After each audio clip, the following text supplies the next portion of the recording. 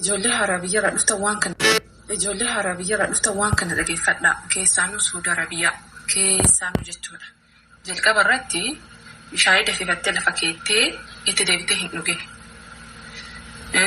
Bishaan garuuraadhaan bishaan banamee lafa keettee itti deebitee hin dhugine. 2 nyaata kan kee qopheeffattee jarirraas waamtee itti deebitee hin nyaatin.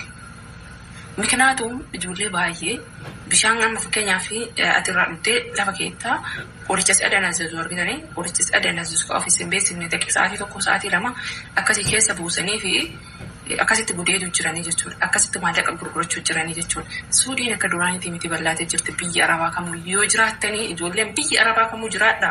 Biyya kamuu keessaa dalagii bishaan lafa keettee kaatee bantee lafa keettee itti deebitee hin dhugine. Shaayii danfifattee jarirraas waamtee hojjette deebitee itti deebitee hin dhugine. Siisteemaan fayyadamaa.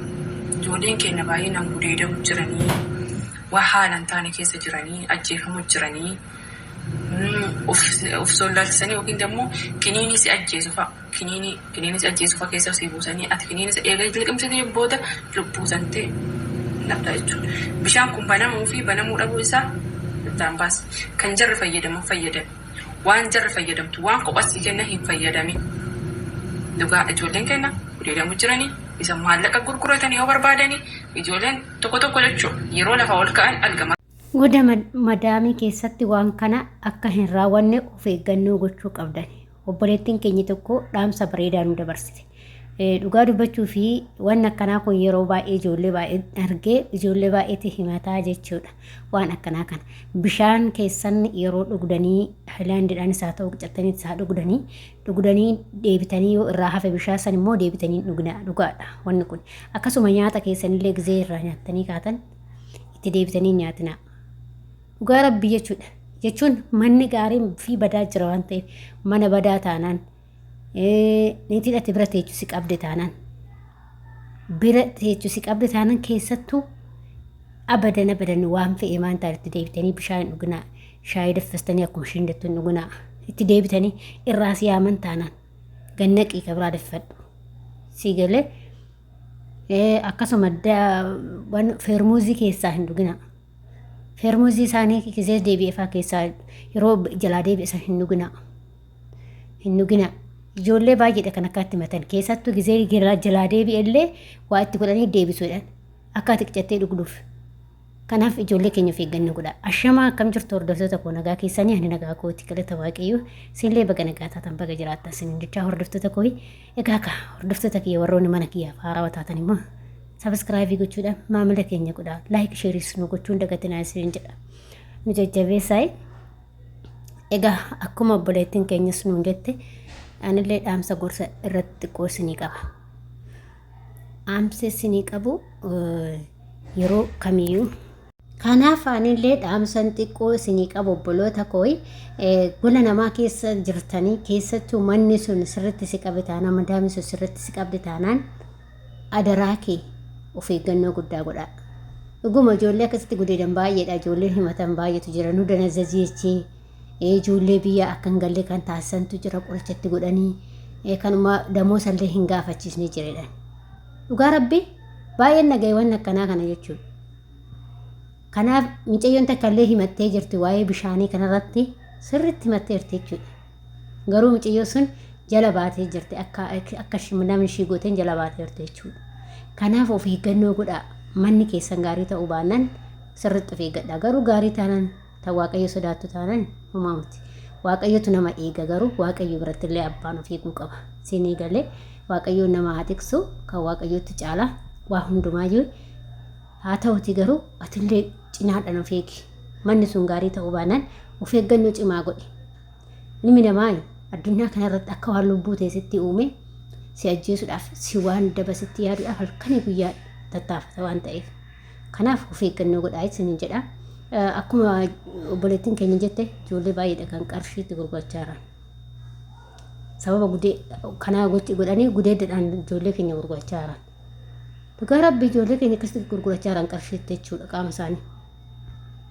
Qaama isaanii qarshiitti gurgurachaa jirti jechuudha. Madaamni takka hin jirti kan waan kana dalagdutti jira. Kanaaf manna akkasiitirraa of eeggannoo guddaa godhaa. waaqayyoon namaa eegu kana aguma akka dandeechee taga danda'ametti of eeggannoo godhaa baqa waan isaan fayyadaman akkuma itti fayyadamaa malee waan isaan nyaatu isaan waan tokko irraa nyaatanii sii kennan nyaatan abadan nyaatan ofii keetii gura haga danda'ametti ofii keetii godhadhu nyaadhu sii galee ofii keetii godhadhu nyaadhu maan qixxaa gogogaa hin taane ofii keetii godhadhu nyaadhu keessaa manni sun badaa taanan keessaa manni sun yookiin madaamsa yeroo baay'ee walitti buuta taanan kanaaf adaraa keessan of eeggadhaa isin jedha kuni dhaamsaan ittaan sodaan immoo ijoolleen akkasuma immoo ijoolleen keessattuu daa'ima eegdan daa'ima isaanii yoo hin taane yoo fakkeenyaaf haal daa'imni sun sin dhibuu dandeessi sin cinquu dandeessi waan adda addaa sin gochuu dandeessi adaraa waan isin dhaamu keessa aartanii daa'ima gandaa hin rukutina aartee daa'ima gandaa hin rukutin si aarsitus waan feete si gootu obsiituma dabarsi maaliif sababa kanaa illee ijoolleen maatii sa'achicha walitti bu'anii waan garagaraa sirratti yaaduu danda'u waan ta'eef gaafaati immoo gaarii ijoollee saniif gaarii taate gaarummaa saniis jaalatu kanaaf of eeggannoo daa'ima isaaniitirraa illee godhadhaayi daa'imti isaanii nama sababdii daa'imti isaanii waaqayyo nu haateessu waaqayyo nagaan nu hagalchuu biyya keenyatti malee ani dhugaa dubbachuu fi an duraan mana kana daa'imti hin jirtu erguma madaamin koo isheen duraa sun boqattee gaa deessee boqattee yaa hin beektan jedhee yaada seenaa duraa himee jira waan ta'eef lamarran deebu duraa hin jiru waan ta'eef ani bakka firiidha firii bakka firiidha jechuudha amma garuu erga mucaasuun dhalatee hangam akka daa'imti nama cinqitu natti arge jechuudha hangam akka nama aarsitullee daa'imti nama aarsiti dhugaa rabbi garuu obseetu mana siin ga'e waaqayyo haa galatoomu ana amma ji'uma muraasatu naaf galuu fi garuu isuma kanatti illee waaqayyoon kadhaa jira waaqayyoon kadhaa yaa rabbi nuti bakka nagumaan biyya kana keessa nagalchiidha bakka maaliif daa'imti isaanii hedduu si aarsiti gizee xiqqoo sin aarsitu gizee jabaatti si aarsiti waggaa 3 ol dabarraan daa'imti isaanii bakka maaliif jedhee sitti himu maagana jedhee sinitti himuu hin danda'u waan isheen nama gootu jechuudha hin beektan ijoolleen daa'ima guddistan garuu obsa godhadhaa obsatu baay'ee bareedadha uumamati kunoo haganuma nama biraan galaa waan garaagaluuf misgaanaan dhabu jedhee obsee waa hunda isaa danda'ee keessa darbee jechuudha sanummoo adaraa du'aati waan ta'eef kanaaf of eeggannoo cimaa godhaa isiniin jechuu jaaladha hanga danda'ametti daa'ima namaa hin rukutin waan takka hin godhin adaraa obboleettii koo ishee gola madaamii keessa jirtu akka kooti obsiitii cannaqamiitii keessa darbe guyyaa tokko nuu darba waan ta'eef har'a nuti dukkanaa'ullee har'a nuti cillimullee guyyaa tokko nuu ifuu danda'a jechuudha akka dhiyeetti nafuu jedha oromoon keenya beektanii akka dhiyeetti nafu nutis akka biyya ormaa kana jirrutti nafu guyyaa tokko nu dabartee biyya keenya keessatti fataa jennee jireenya keenya ufachuu dandeenya daa'ima keenya guddifachuu dandeenya jechuudha hundumaayyuu waaqayyotu beeka waan ta'eef garuu obsallee barbaachisaadha yeroo tokko obsuun baay'een barbaachisa obsi baay'ee barbaachisa jechuudha kanaaf obsaa isin jechuu barbaadu hordoftoota kiyya namni obsa qabuu fi namni maali dhuguu waan guddaatti baay'adhani amma mammaa kallee hin beeku dhiifama isin jechuu barbaada kanaaf obboleewwan kiyyaa of eeggannoo guddaa godhaa haga danda'ametti waanuma hojjettan illee waan gaarii hojjedhaa waanuma ilmi namaa bakka yoo ilmi namaa dabaasitti deebate gaarummaa isaatiitti deebi'achuudha waaqarraa argatta waan ta'eef ati of afoon kee ifa ta'a yoo ati waan gaarii hojjette yoo ati waan badaa hojjette immoo dukkana sitti ta'a jechuudha sii galee kanaaf of eeggannoo cimaa gochuu qabdanii waan hojjettan irratti illee waanuma gaarii hojjedhaa darbaa bakka addunyaa kanarraa